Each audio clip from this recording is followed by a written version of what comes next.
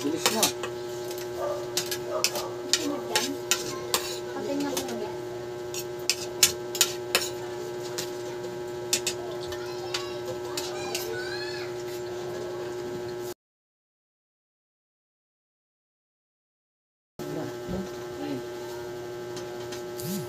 Bless us, O Lord, for this thy gift which are about to receive from the Lord, which for us, our Lord. Amen.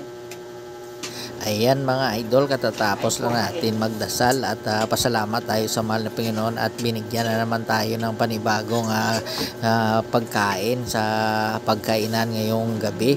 So sa inyo mga idol dyan na mga maghahaponan ngayon, sabayan nyo kami sa pagkain para sabay-sabay din tayong mabusog. Ayan, at for today's eating show ay meron tayong sinigang na baboy. Ayan, at dumaan ako kanina sa palengke at bumili ako ng baboy. Ay abaw, kamahal-mahal talaga ng mga bilihin na ngayon mga idol, mga kapapa. Saglit lang talaga pag nabaryahan yung 1,000 nyo, wala na talaga, sobrang mahal na talaga ng mga bilihin ngayon. Kailan pa kaya yan maibigay yung ating dagdag sweldo man? So ang tagal na namin hinihintay at sobrang hirap talaga ngayon yung mga bilihin, masyadong mahal. So tara mga kapapa, samahan nyo kami at kain muna tayo. Alam nyo mga kapapa, alam ko din na alam nyo kung gaano kamahal na talaga yung mga bilihin ngayon, no? Kita nyo yung 500 nyo pag bibili kayo ng ulam tapos iluluto kayo sa bahay nyo, ay kulang yung 500 talaga na budget para sa ulam. Kaya mas maigi pa nga talaga yung bumibili ka na lang ng lutong ulam mo. So pagbiling ulam, medyo makatipid-tipid ka pa, pero kung magluluto ka ng ulam ay sobrang mahal, kulang talaga yung 500 mo pang budget dyan. Kain po, kain. Kain tayo ng isang masarap na sinigang. Pinatsamba ni Papa Boy ng luto. Patsamba gani! Patsamba-tsamba lang gani.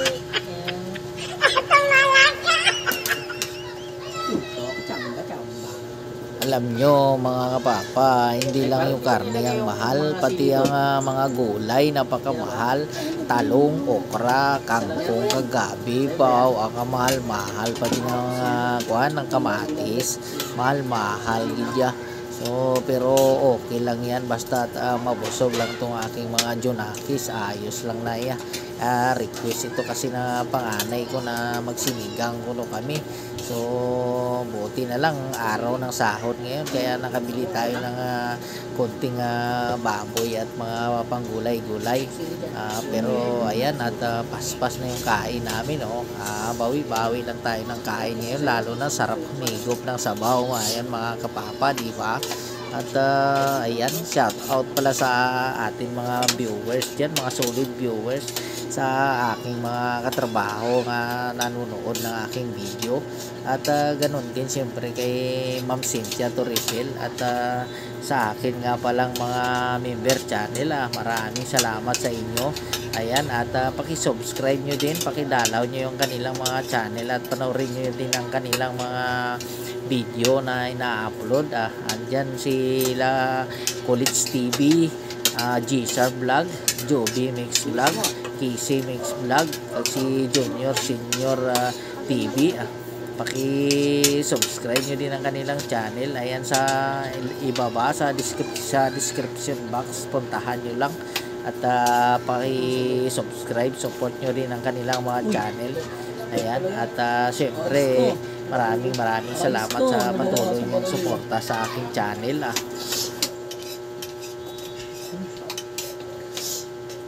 Abay, tingnan nyo yan si Mama Silo, si Commander Kulot. Ginangat-ngat niya talaga yung buto. Kawawa naman yung aking mga aso, mawalan ng mga ngat-ngat yan. Inunahan pa ni Mama Sil, Ay sus, kawawa naman. Kita mo, ayaw niya talaga tigilan yung buto-buto, oh, paspas gidi ang ngit-ngit mo lang, ngat-ngat, ayan, oh, ay, tigilan mo na yan, uy, maawa ka naman sa aso natin, tirahan mo naman ang mga ngat-ngat, abay, magagalit yung aso natin, yung mamaya kung wala kang itira na mga ngat-ngat nila, uy, ay, sos, tigilan, oh, ano pa yung ginagawa mo man, may ikuan pa siguro ito, may utak pa itong laman itong buto-buto na ito. Alam naman yung bawal sa kanya yung may mga sobrang kolesterol yung utak-utak, ma-high blood na ni siya karon mo. Ay, patakai mo da, tigilan mo na yan. Sinisip-sip niya pa talaga mamaya, pati yung buto malunok mo pa yan. Abay, ayaw talagang tigilan, oh. Itatak-tak niya pa yun sa plato. Mamaya, mabasag ng plato natin. Wala na pa naman tayong plato. So, manghiram na naman tayo sa kapitbahay niyan. Wala tayong pambili niyan. Tigilan mo na yan. No, no, no, no.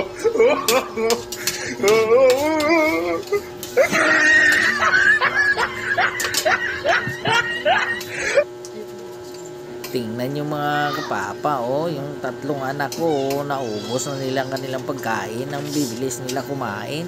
Ayan, at dalawa na lang kaming mag-asawa ang natira, oh. Si Kulot, dami pang kanyang pagkain. Oh, sa akin, konti na lang. Matakaw talaga itong dalawang ito. Oy, tigilan nyo na yan yung mga anak nyo. Tapos na kumain kayo, bira-bira pa rin.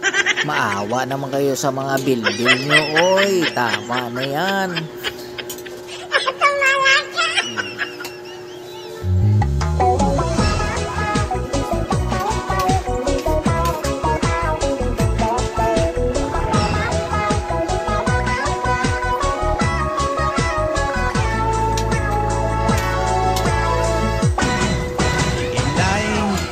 Sa imong pagkiay-kiay, si Tuto gatulo ang laway, hindi makatulog sang dugay.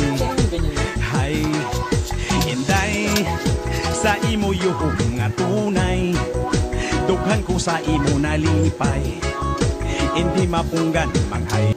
Di ko napansin, may nginangat-ngat na rin pala ako na buto. Nakakahawa pala ang umat-ngat ng buto. Ay, aywan ko sa'yo, Mama Sil.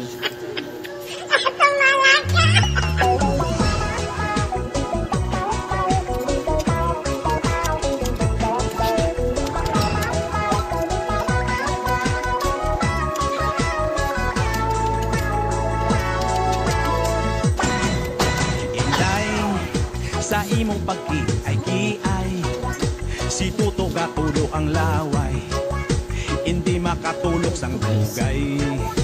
Hay, inday, sa imo yuhong nga tunay, dughan ko sa imo nalipay,